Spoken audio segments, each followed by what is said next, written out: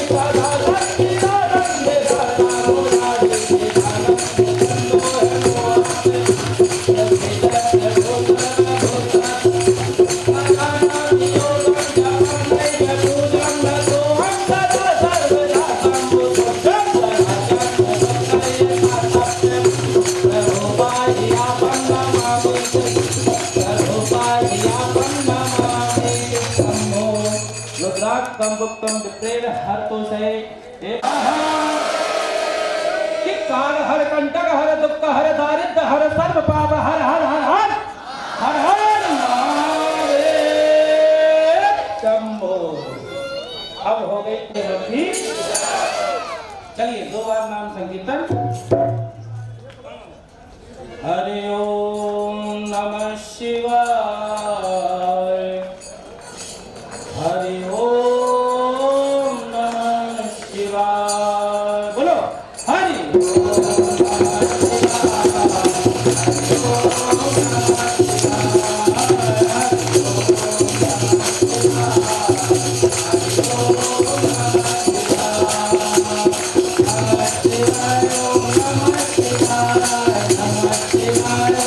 हाँ सत्ता के सत्ता ऊपर आ जाओ तुम दराज का हो अरे वो चश्मा ने कहा है तुम्हारा आ जाओ हाँ जी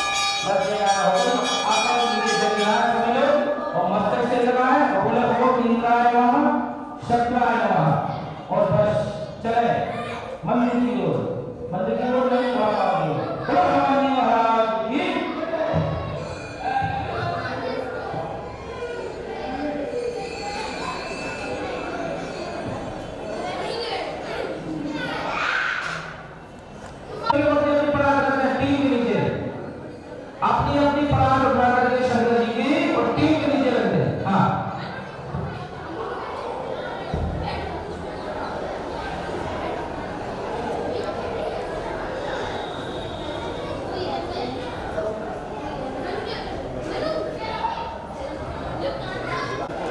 सीधा है ये शंकर जी का वहाँ स्थान वहाँ पर रखते हैं। उसके बाद कुछ लोग sampai sampai kata malah terus lebih bersesuaikan sampai ke luar sampai kata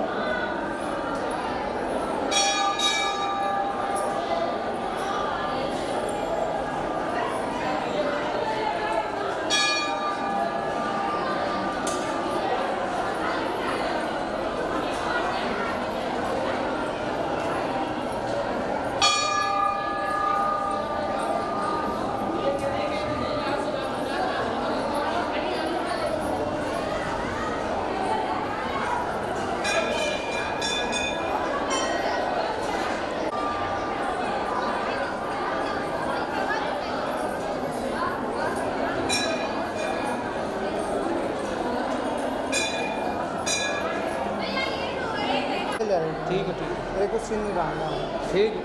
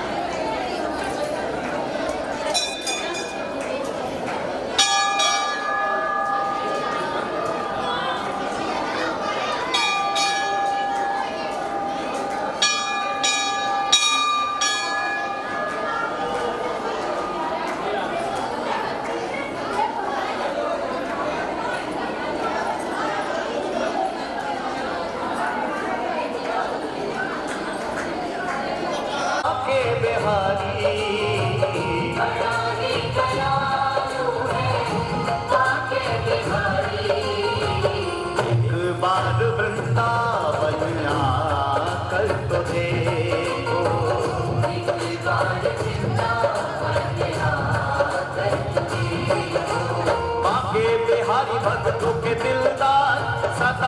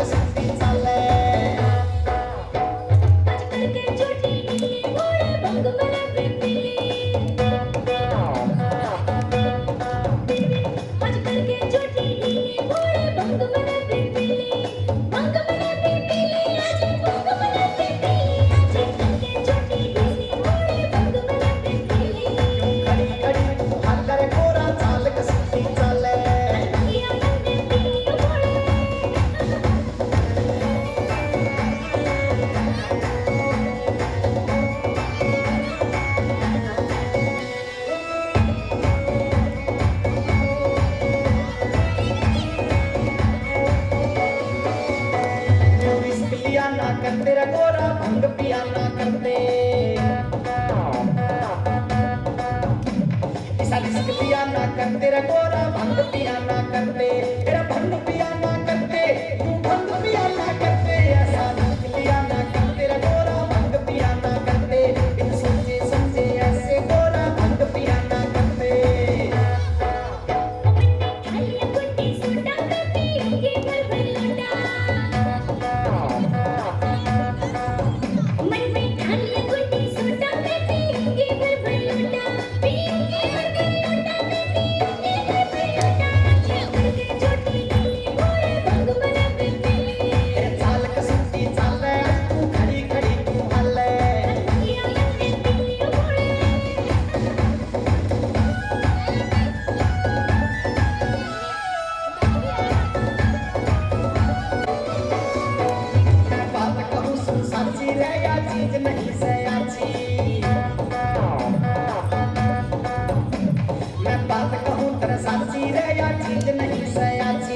चीज नहीं सयाची बढ़िया चीज नहीं सयाची गोरा बात कहूँ तेरा साची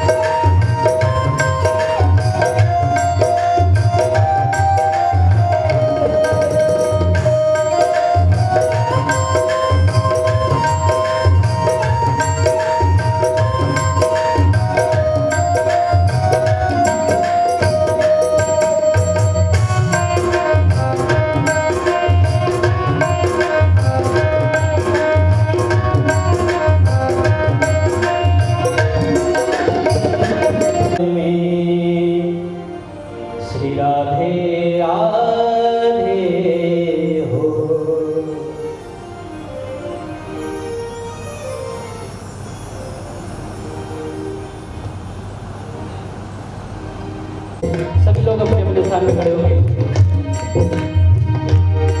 बस तेरी तमन्ना है, बस तेरी तमन्ना है, शाम तुम्हें देखो, घनश्याम तुम्हें देखो।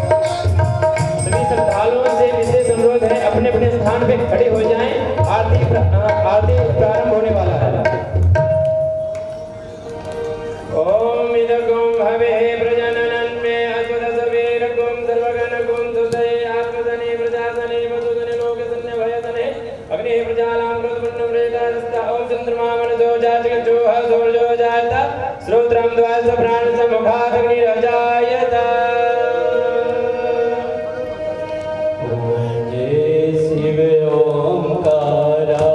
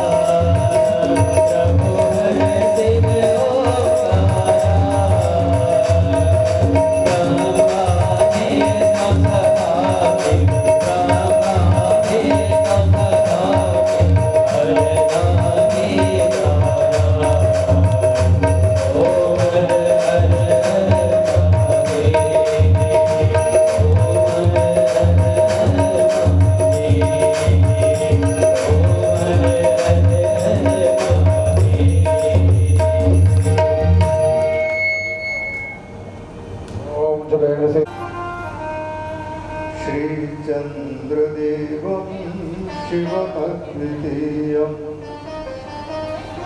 भस्मावलिप्तं शशिशुभ्रवर्णम्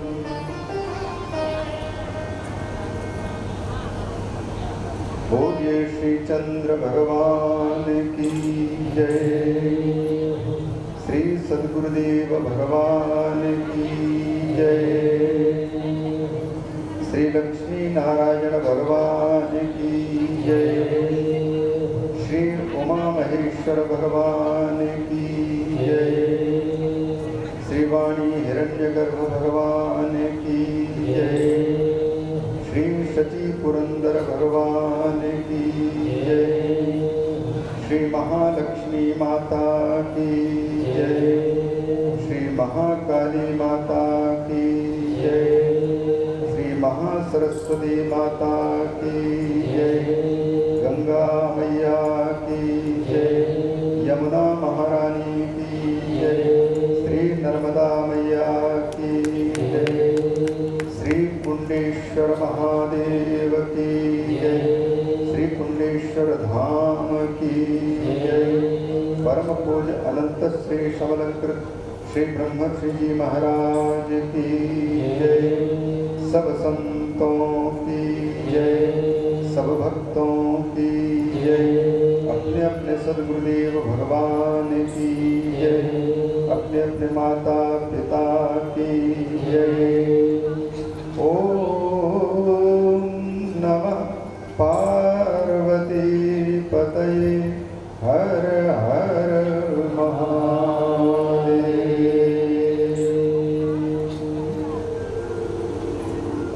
परम करुणावतार करुणा में भगवान श्री शाम सदाशिव के पावन श्री चरण कमलों में भगवती भवानी सहित वंदन सुमन निवेदित करते हुए समस्त सदाशिव परिवार के सदस्यों का वंदन है। भगवान श्री कुंडेश्वर जो कि भारतवर्ष के हृदय स्वरूप मध्य प्रदेश के इस भिंड नामक जनपद के अंतर्गत इस श्री कुंडेश्वर धाम में स्वयं प्रादुर्भूत हैं, उनकी पावन सन्निधि में और उनके ही आयोजकत्व में तथा उनके प्रतिनिधि स्वरूप आयोजक श्रद्धेय बाबा श्री दयानंद जी महाराज और उनके हम सबके श्रद्धेय पूज्य सद्गुरु भगवान, जिनकी सत्प्रेरणा और सत्संकल्पना से यह श्री शिव महापुराण का वाचन और श्रवण करने का यह अनुष्ठान हम सबके सामने समुपस्थित है। ऐसे श्री उदासीन पंचायत के बड़े अखाड़े के भूतपूर्व श्री महंत पूज्य श्री ब्रह्मर्षि जी महाराज, जिनकी पावन छत्र छाया का लाभ हम सबको प्राप्तव्य था, प्राप्त करना था। भगवान महादेव की जैसी इच्छा, जो कि संकल्प वही देते हैं और आयोजक भी वो स्वयं हैं। पूज्य महाराज जी के मन रूप से यहाँ पर समुपस्थिति है और शारीरिक स्वास्थ्य को देखते हुए उन्हें यहाँ पर अवश्य उपस्थित होने के लिए बाध्य भी नहीं कर सकते, पर उनकी पूर्ण छत्र छाया हम सब पर बरस रही है। उनकी ही कृपा से यह सारा कार्य संपन्न हो रहा है। ऐसे महाराज श्री के चरण कमलों में वंदन है। यहाँ पर समुपस्थित वंदनीय जन, जिनके पावन दर्शन प्राप्त करके हम सब पुण्यात्मा बन रहे हैं, ऐसे श्री अर्धनाश नारीश्वर महादेव मंदिर के परमाध्यक्ष श्रद्धेय श्री पत्ती वाले महाराज जी, स्वामी आदित्य पुरी जी महाराज, श्री पंचायत अखाड़ा महानिर्वाणी और उनके साथ साथ में अन्य जितने भी संत जन समुपस्थित हैं, उन सभी संत महापुरुषों के पावन श्री चरण कमलों में अनंत श्री नमन सुमन निवेदित करते हैं। इस अवसर पर श्री कुंडेश्वर धाम की व्यवस्था संभाल रहे हमारे श्रद्धेय श्री विजय मिश्र जी महाराज और उनके सहयोगी के रूप में रहने वाले सभी संतजन एवं भक्तगण, श्रद्धेय पूज्य श्री मोहन मुनि जी महाराज, मोनू महाराज, उन सभी संतों को वंदन है। इस कार्यक्रम के आयोजन के अवसर पर बिहार प्रांत से आए हमारे श्रद्धेय श्री चंद्रशेखर ठाकुर जी यज्ञाधीन जी महाराज, जो कि एक बहुत बड़ी कम्युनिटी का संचालन कर रहे थे, विश्व वैदिक धर्म संघ, जिसमें हजारों विद्वान सम्मिलित होकर के सनातन धर्म के स्वरूप का चिंतन प्रस्तुत करते हैं। और क्योंकि वैदिक सनातन धर्म का स्वरूप सामने होना चाहिए, तब हम सनातन धर्म की जय हो बोलने के अधिकारी हैं। यदि कोई सनातन धर्म से अपरिचित हो तो उसको सनातन धर्म से परिचय करा करके उनको सनातन धर्म के मार्ग पर चलाने की प्रेरणा देने के उद्देश्य से अनेक विद्वानों को संघ में सम्मिलित कर रखे हैं और भी विद्वानों का चयन हो रहा है, जो कि प्रामाणिक वेद और वेद मूलक शास्त्रों के अनुसार सनातन धर्म का स्वरूप क्या है, इन सब बातों को जानने के लिए और विश्व में सनातन धर्म की रक्षा के लिए अनेक विद्वान उसमें संलग्न होकर के कार्यरत हैं। ऐसे श्री चंद्रशेखर जी महाराज साथ ही साथ आए हुए हमारे बीच में, जो कि श्री शिव महापुराण के पारायण में बैठे हुए हैं। श्री प्रेमदास जी महाराज बिहार से हमारे इस कार्यक्रम में सम्मिलित रीवा से आए संगीत मंडल के भाई और आप सभी श्रोता भक्तगण, श्रद्धा, आस्था, भक्ति के प्रतीक मातृशक्ति और हमारे सभी उद्यम, पुरुषार्थ आदि के प्रतीक समस्त पुरुष वर्ग के महापुरुष इस आयोजन में यजमानत्व की भूमिका निभा रहे हमारे शुक्ला परिवार, श्रद्धेय माँ जगदेवी जी और उनके साथ में श्रद्धेय श्री राम प्रकाश जी और उनका समस्त शुक्ला परिवार, जिनके यजमानत्व में हम सबको यह श्री शिव महापुराण की कथा प्राप्त हो रही है। आए आप सभी को और सबके हृदय में विराजमान परमात्मा सदाशिव को नमन निवेदित करते हुए हम चाहेंगे कथा प्रारंभ हो उसके पहले मध्य में हमारे विराजमान संतजनों के थोड़ा सा भी प्रसाद मिल जाए आशीर्वाद का, तो हमारे इस कथा वाचन को एक आशीष पाठ करके प्रवृत्त होने में सुविधा होगी। यहाँ पर विराजमान यदि विजय जी हों तो कृपा करके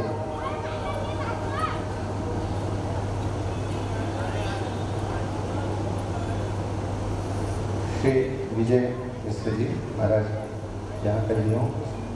हमारा सौभाग्य है भगवान की कथा, भगवान का दर्शन तो कराते हैं, साथ ही साथ अपने भक्तों का भी, अपने आश्रितों का भी और अपने आराधकों का भी दर्शन कराती है।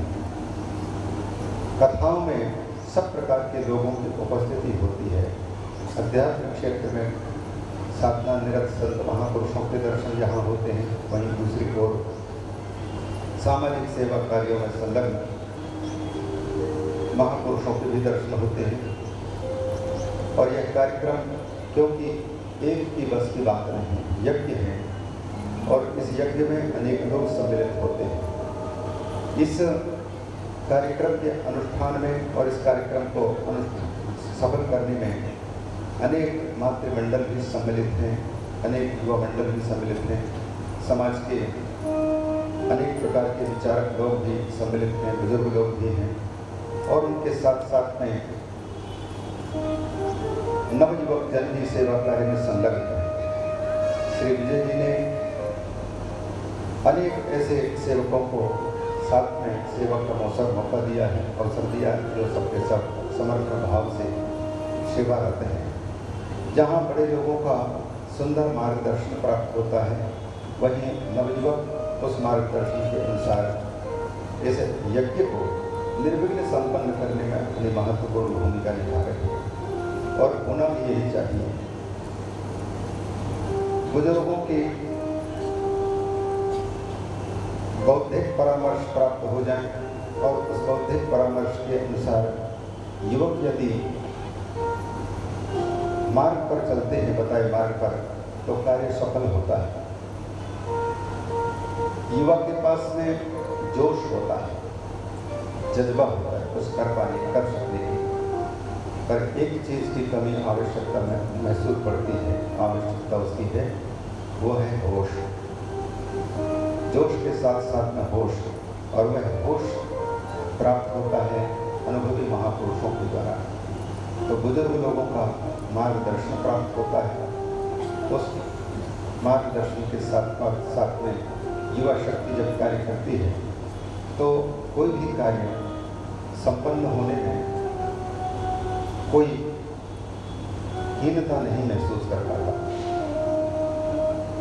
तो इस कार्यक्रम में यह प्रतिवर्ष यहाँ पर जैसे नवरात्रि के अवसर पर, वासंतिक नवरात्रि के अवसर पर भिन्न भिन्न कार्य आयोजित किए जाते हैं, अनुष्ठान आयोजित किए जाते हैं, उसी क्रम में इस वर्ष भी आयोजित है। और आज के वक्तव्य में यद्यपि जो प्रातःकाल 5 बजे से लेकर के 7 बजे के बीच में यहाँ पर शिवलिंग निर्माण का कार्य चल रहा है। प्रतिदिन उनके शिवलिंग का निर्माण और उनकी पूजा और उसके बाद उनका विसर्जन आदि का कार्य चल रहा है। इसका विस्तार से जो श्री महाशिव पुराण है, उसकी विद्येश्वर संहिता, जिसमें कि 25 अध्याय, रुद्राक्ष की महिमा, भस्म की महिमा, लिंग और बेर पूजा का महात्म्य, शिवलिंग की पूजा करते हैं और शिव पार्वती की प्रतिमा की पूजा करते हैं, उन सबका महात्म्य उसके अंतर्गत आया है। उसमें जो बातें आएंगी उनको संक्षेप में कहने का प्रयास करेंगे और आज के वक्तव्य को जहाँ तक बन सकेगा वहाँ तक ले चलेंगे। और हमें विश्वास है कि जितना भी वक्तव्य होगा उस वक्तव्य में श्री शिव महापुराण का वक्तव्य सम्मिलित हो जाएगा। और प्रसाद हमेशा थोड़ा ही मिलता है मंदिर में, पूरे पेट भर नहीं मिलता, लेकिन पेट भर भोजन पाने से जो फल नहीं मिल सकता वो फल थोड़े से प्रसाद पा करके मिल जाता है। इसी प्रकार से कथाओं में भी प्रसाद रूप से जो कुछ मिलता है वो हम लोग प्राप्त करेंगे। इसके पहले हम निवेदन करना चाहेंगे यहाँ के प्रबंधन कार्य में संलग्न श्रद्धेय श्री विजय मिश्र महाराज से, अभ्यागत संतों से उन्हें आशीर्वाद और आप सबको मुझे आशीर्वाद 5-7 मिनट के लिए 5 मिनट के लिए दिलवाने की कृपा करें। श्री कुंडेश्वर महाराज की, श्री व्यास जी महाराज की जय, श्री बागेश्वर धाम सरकार की जय, गुरुदेव भगवान की जय।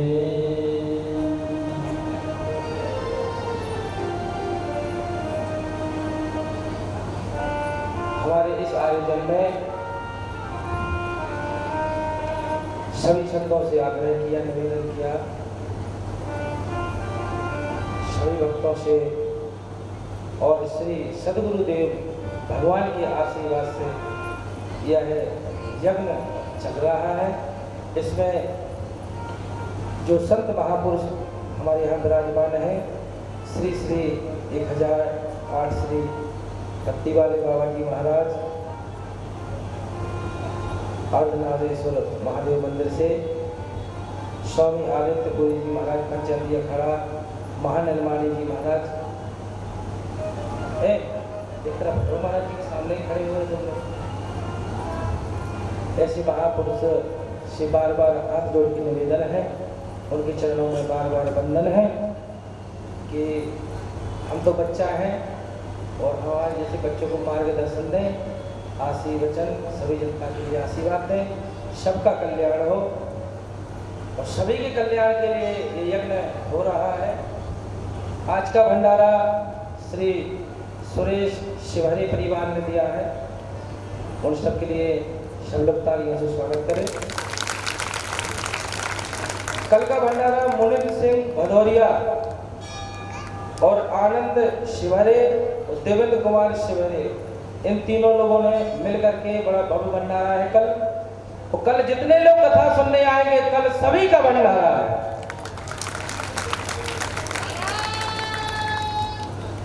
2 मिनट का समय लेंगे श्री स्वामी जी महाराज से।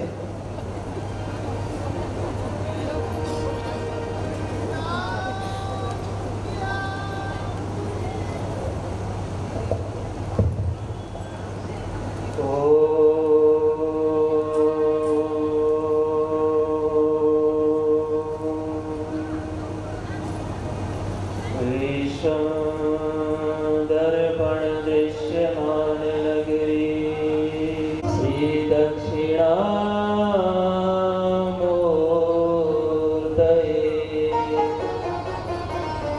श्री दक्षिणामूर्तये।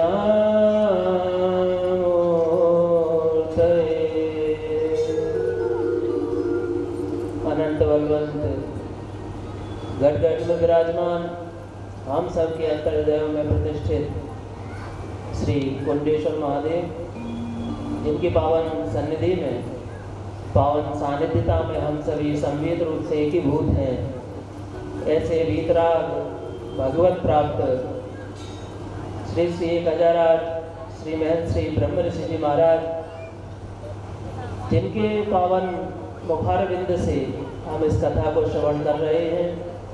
ऐसे हमारे बड़े ही ओजस्वी वाणी में हमें कथा को श्रवण कराने वाले परम पूज्य, परम श्रद्धेय, वैसे नाम लेना मैं उचित नहीं समझता, लेकिन आप सभी नाम तो महाराज जी का जानते ही हैं, लिखा ही है। परम पूज्य श्री महाराज जी योगेश्वर जी महाराज हम सबके समक्ष में विराजमान होकर के हमें 3 दिवसों से आशीर्वाद दे रहे हैं। पूज्य श्री पत्तीवाले महाराज जी एवं समुपस्थित विराजमान श्रद्धेय संतजन, वंदनीय संतजन, पूज्य संतचरण, विप्रचरण, समुपस्थित विराजमान माताएं, बहनें, वृद्धजन, बालजन, करके अपने जीवन को धन्य बना सकते हैं और कृतार्थ कर सकते हैं। आजकल कथाएं होती हैं, कार्यक्रम भी होते हैं, लेकिन मैंने जब सुना, बाबा जी कथा श्रवण करके आए थे कल, उन्होंने बताया, बोले महाराज जी कथा तो होती है, लेकिन ऐसी कथा जो हो रही है, ऐसी कथा हमने कई बार सुनी है, लेकिन ऐसी कथा सुनने को नहीं मिलती। आप भी जरूर सुन करके आए। तो आज यहाँ पर महाराज जी भी आए, मैं भी आया। मैंने बोला महाराज जी आए तो जरूर उनकी वाणी का लाभ प्राप्त करो। ऐसे संत हमें कथा सुना रहे हैं। आज वर्तमान समय में श्री शिव महापुराण की कथा के नाम पर जनता को क्या क्या परोसा जा रहा है, आप सभी लोग परिचित हैं। कोई कहता है बिल्वपत्री में शहद लगा दो, शंकर जी से चिपका दो, बस पास हो जाओ, कुछ करने की जरूरत नहीं पड़ेगी। कोई कुछ बताता है, कोई बताता है शंकर जी को मिर्ची चढ़ाओ, कोई कुछ मैंने शिव पुराण महाराज जी कई बार ढूंढा, महाराज श्री जी मैंने शिव पुराण ढूंढा कि वो वाला शिव पुराण मुझे मिल जाए जिसमें ये सारे उपाय बताए गए हैं, लेकिन मुझे वो शिव पुराण ही नहीं मिला कि वो शिव पुराण है कौन सा जिसमें ये उपाय बताए गए हैं। ने तो भगवान को स्मरण कर लिया, नमन किया। हम लोग मिलकर के भगवान के चरण कमलों में नमन निवेदित कर लें।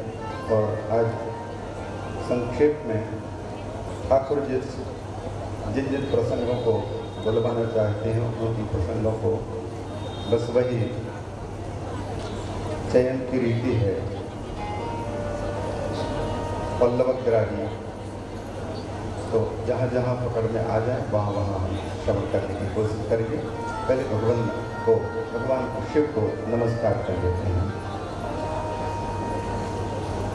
शंभो विश्वनाथ प्रभो तुमको शत नमन, शंभो विश्वनाथ प्रभो तुमको शत नमन, शंभो विश्वनाथ प्रभो तुमको शत नमन, शंभो विश्वनाथ प्रभो तुमको शत नमन।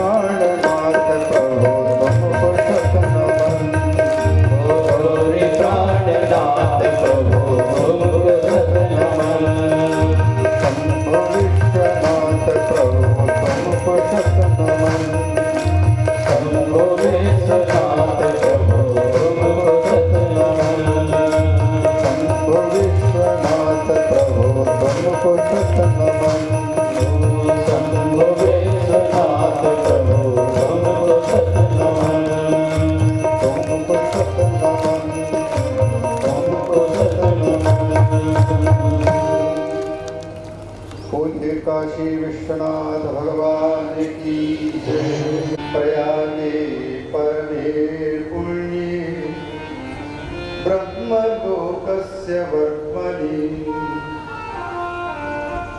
मुनयः संसितात्मानः सत्यव्रतपरायणाः महोजसो महाभागा महासत्रं वितेनिरे।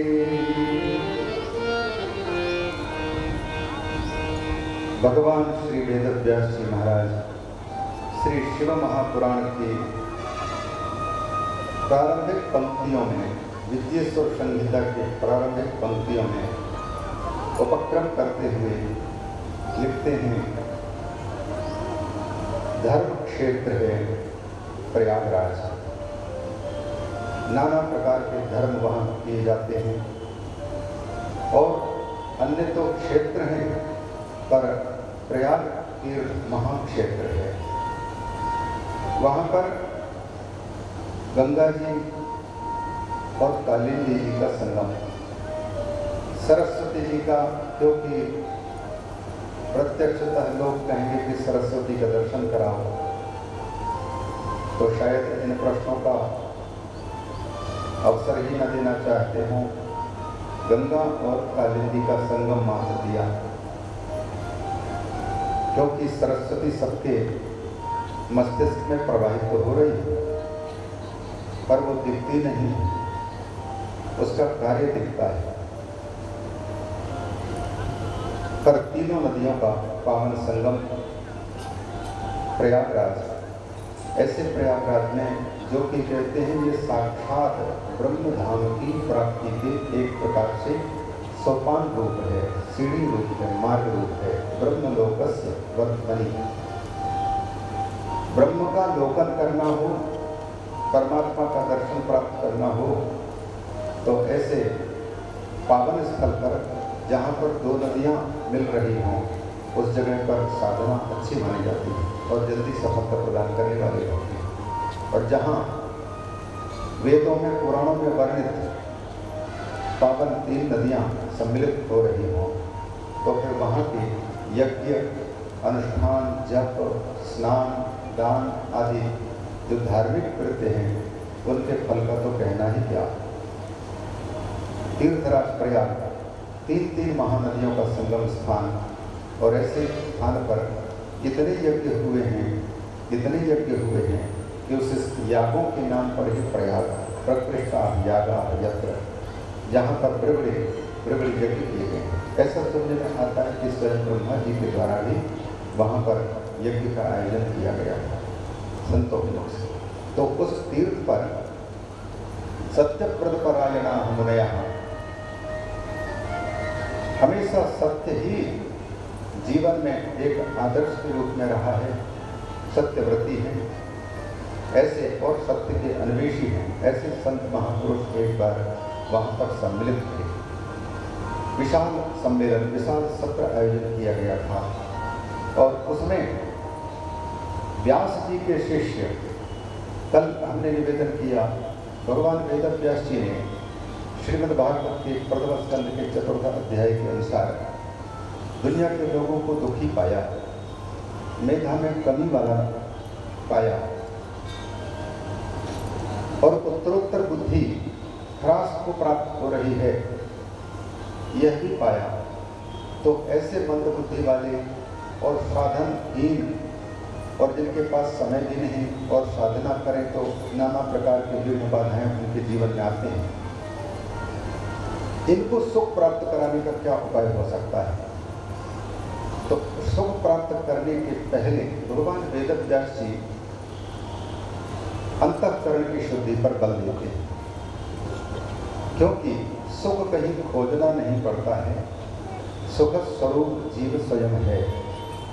लेकिन उस सुख का आभास तब तक नहीं हो पा रहा है जब तक उसी अंतःकरण में कचरा भी भरा पड़ा हुआ है।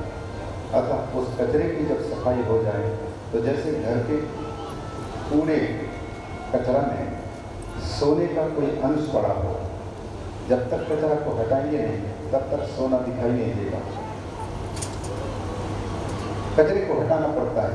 वैसे ही हमारे अंतर में विराजमान सुखद स्वरूप सच्चित आनंद घन परमात्मा शिव तत्व विराजमान है। उनका दर्शन, शांताकार भगवान शिव का दर्शन जब तक नहीं है तब तक के लिए सुख और शांति ये नहीं प्राप्त हो सकती। नयावत उमानाथ पादार विंदम भजंती है लोके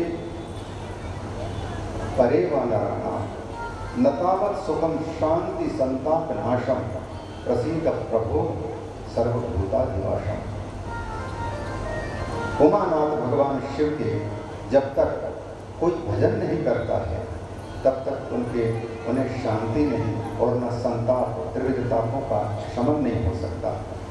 भगवान शिव का भजन, उनकी आराधना हमारे चित्त को पवित्र करता है और पवित्र चित्त में उन शिव तत्व की भी अनुभूति, शांति की अनुभूति और जिस सुख की हमें तलाश है उस सुख की भी अनुभूति होती है। स्वयं सुखद स्वरूप है। न तावत सुखम शांति संताप नाशम।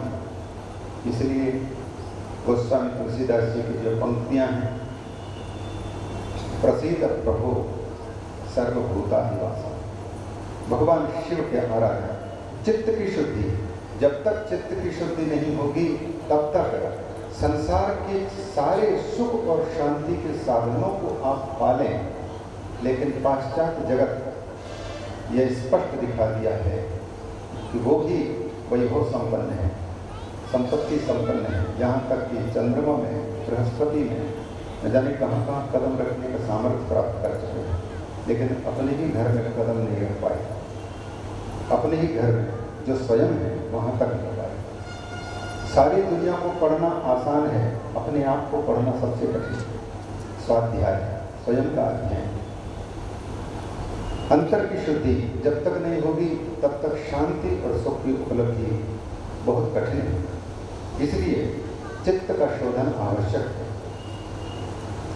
गीता में उपदेश करते हुए भगवान श्री कृष्ण 18वें अध्याय में कहते हैं, सारे कर्मों का त्याग कर दें या कर्म फलों का त्याग कर दें, संन्यास कर लें अथवा त्याग कर लें, सन्यासी बने अथवा त्यागी बन जाएं, लेकिन 3 चीजों के त्याग को या संन्यास को भगवान निषेध करते हैं।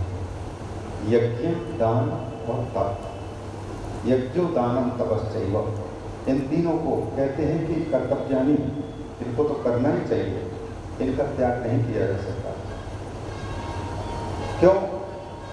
यज्ञो दानम तपश्चैव पावनानि मनीषिणाम, हमारे चित्त को शुद्ध करने वाले साधनों में से भगवान वेदव्यास जी के महाभारत के हृदय स्वरूप गीता कहती है कि यज्ञ, दान और तप ये तीनों के तीनों पवित्र करने वाली चीजें हैं।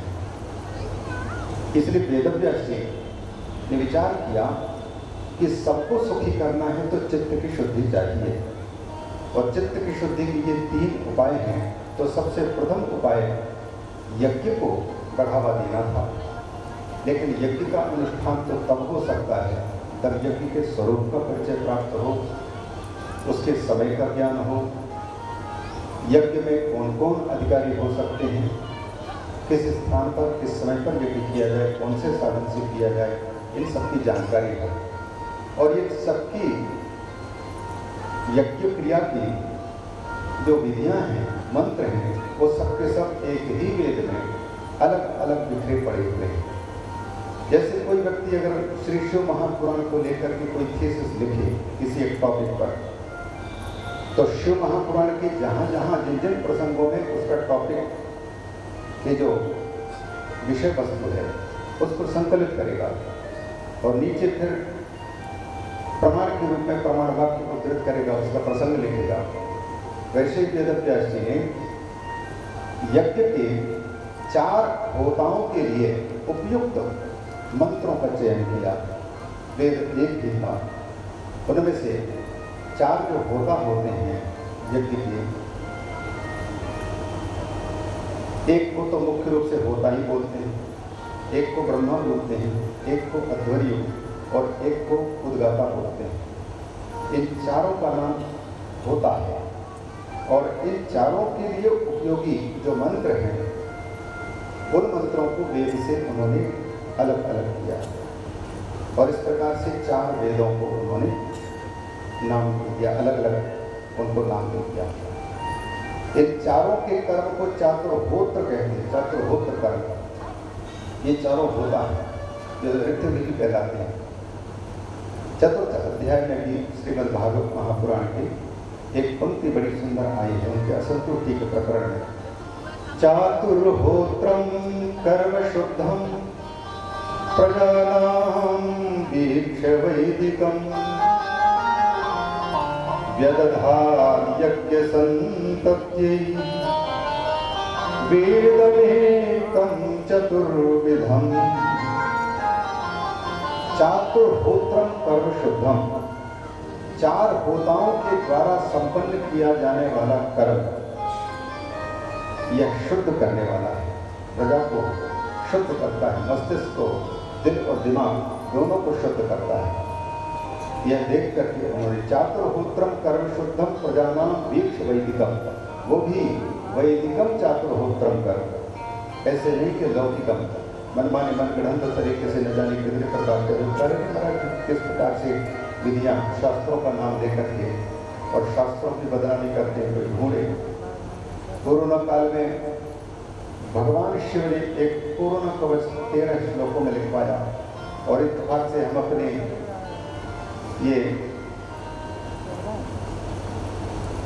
अंदर की भावना के अनुसार फेसबुक में दे दिया और किसी ने शब्दावली को देख करके स्क्रीनशॉट ली तो 13 श्लोक पूरे तो नहीं आए, लगभग 7-8 श्लोक उसमें आए और शेष भाग में नीचे लिख दिया शिव महापुराण में कोरोना कवच। अब वो इतना वायरल हुआ कि टीवी वालों ने खोजना शुरू किया और खोज करके जब बहुत लोगों ने विद्वानों के पास में यूनिवर्सिटी में जो प्रोफेसर हैं उनसे पूछा गया, कुछ लोगों ने गाली इसलिए दी क्योंकि किसी मूर्ख ने लिख दिया है, यह कहाँ है शिवपुराण में। अब शिवपुराण में हो तब तो मिले, लेकिन भगवान शिव से इसलिए प्रार्थना की गई थी क्योंकि उसमें भगवान शिव सारे जहर को पचाने वाले हैं। देवताओं को प्रसन्न करना है, उनको सुख देना है, तो फिर जहर पीने वाला कोई नहीं है। सब लोग अमृत पीने की तैयारी सब कोई करते हैं, लेकिन जहर केवल कोई महादेव ही पी सकता है और उस जहर की भांति ही कोरोना जहर वायरस, उस वायरस से भगवान ही रक्षा करते हैं, वही बचा सकते हैं। बस इन भावनाओं को लेकर के कुछ पंक्तियां लिखी गई थी और सर्वत्र फैल गई थी। उनका कई लोगों ने रिकॉर्डिंग भी किया, पाठ किया, पारायण भी किया।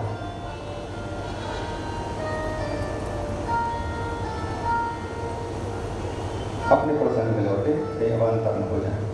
तो ये प्रजाओं के अंतःकरण की शुद्धि को करने के लिए भगवान वैदिकम, देखिए ये लौकिकम था, ये जो कोरोना कवच भगवान से प्रार्थना थी, लेकिन गलती इतनी की थी उसने कि उसने शिव पुराण में लिखा है। अब जो नास्तिक होंगे उनके लिए तो आधार मिल जाएगा, लेकिन एक फायदा हुआ कि अनेक प्रोफेसरों ने महाशिव पुराण का किसी बहाने वाचन किया, हो जा, लेकिन जब हो तब तो मिले। तो ये लौकिक बातें जो होती हैं, यदि कोई प्रमाण सहित प्रस्तुत करे, शास्त्र के वाक्य को लेकर के कोई बात रखी जाती है, तब वह विद्वान की स्वीकार की वस्तु भी बनती है और लौकिक लोगों की स्वीकार की वस्तु बनती है। शास्त्रों ने 3 शर्तें रखी है किसी बात को अंगीकार करने की: श्रुति, युक्ति और अनुभूति। हम सनातन धर्मावलंबियों की ये 3 प्रमुख पहचान। कोई बात कही जाए, श्रुति सम्मत बात कही जाए, वेद में और वेद मूलक शास्त्रों में जो बात उल्लिखित है उनका कथन किया जाए, जनता को दिग्भ्रमित न किया जाए। नहीं तो दिग्भ्रमित करने वाले को पाप लगता है और उसके द्वारा भ्रांत लोग गलत रास्ते पर चलते हैं। आज न जाने कितने मत, कितने संप्रदाय, कितने परंपराएं पनप चुकी हैं जिनकी यदि छटनी की जाए, कल के निवेदन में भी हमने कहा था, अगर ढूंढा जाए कि इनमें से कितने मत, कितनी मान्यताएं, कितने पंथ हैं जिनके मूल में वेद हो अथवा वेद मूलक स्मृति ग्रंथ, पुराण और इतिहास ग्रंथ, दार्शनिक ग्रंथ जो श्रुति को लेकर के बात करते हों, ऐसे सिद्धांत किन किन के संप्रदायों में तो बहुत कम मिलेंगे। बाकी सब कपूर कल्पित रास्ते पर चल रहे हैं और वो सबसे ज़्यादा विजय को प्राप्त कर रहे हैं, सबसे हावी हैं, सबके आगे जा रहे हैं। श्रुति प्रमाण होनी चाहिए, कोई भी बात नहीं है। उसी प्रकार से युक्ति, तर्क संगत बात होनी चाहिए, बौद्धिक दृष्टि से समझ में भी आनी चाहिए। और तीसरी बात है अनुभूति, अनुभूति संभव। कल हमने एक वाक्य उद्धृत किया था, आदि जगत गुरु भगवान श्री शंकराचार्य जी अनेक नास्तिक मतों का, पाखंड मतों का निरसन किया और जो भी बुद्धि के बल पर अपने तर्क रखते थे, भगवान शंकराचार्य जी का स्पष्ट कथन होता था कि यह कुतर्क हमारे सामने नहीं चलेगा, कुतर्क हटाइए, अगर बात करनी है, तर्क देनी है तो शास्त्र सम्मत तर्क दीजिए। दुस्तर्कात् सुविरम्यताम् श्रुतिमतः तर्कोनुसंधीयताम्। तो हमारे जो तर्क हैं, बुद्धि के बल पर आज का बच्चा जो कॉन्वेंट स्कूल में अथवा अन्यत्र कहीं भी पढ़ा है और कुतर्कियों के कुतर्क संकलित हैं, तो कुतर्क के बल पर तो किसी को खंडित कर सकते हैं, लेकिन वो कुतर्क सम्मत नहीं है, मतलब कुतर्क स्वीकृत नहीं है, स्वीकार के योग्य नहीं है। उसके साथ में श्रुति भी चाहिए और अनुभूति भी चाहिए, इन तीनों के बल पर होता है, श्रुति, युक्ति और अनुभूति। तो कपोल कल्पित रास्ते तो बहुत होते हैं, उन कपोल कल्पित रास्तों से शांति, सच्ची शांति नहीं मिलती है। भगवान वेदव्यास जी के विषय में सूत जी कहते हैं, वैदिकम चातुर्होत्र कर्म